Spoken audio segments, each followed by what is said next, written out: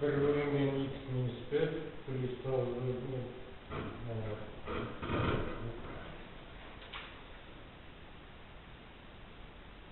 9 bölüngen x plus 4 16 bölüngen x plus 2 türündeki şişi. Birinci anahtarlarımızdan anahtarlarımız x temimiz plus minus 1'ye және x temimiz minus 2'ye anahtarlarımızdan енді ортақ бөлімге келтіреміз.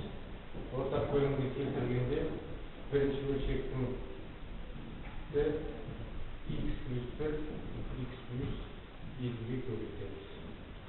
x plus 4 x plus 2 екінші бөлшекті x minus 4 x plus 2'ye көбейтеміз. Теңдіктің 10 жағын x minus 4 x plus 1'ye көбейтеміз.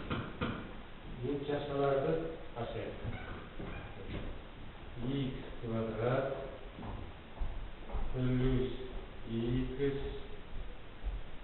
квадрат плюс 2x плюс 2x плюс 2 плюс бірінші шашаны ашып болдық. Екінші шашаны ашып бірдің 9'a көбейтіп отырайық. X квадраттында 9x квадрат 2x плюс 2x 9 плюс 18x минус 2x сонда минус 9x минус 2 минус 18 x квадрат минус 2 сонда 16x квадрат минус 1 минус 16 болады. Енді ұқсастарын біріктіреміз. Ыңғайлы болу үшін теңдіктің сол жағы мен оң жағын ұқсастарын біріктіріп алайық.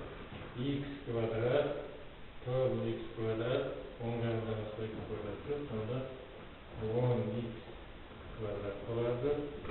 X 2x 3x болады. Мына жерде 18x'тен 9x квадрат түспейміз 9x 3x'тен 9x қоссақ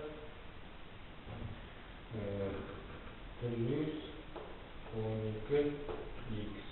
Мына жерде 2 плюс 2 минус 18 минус 16.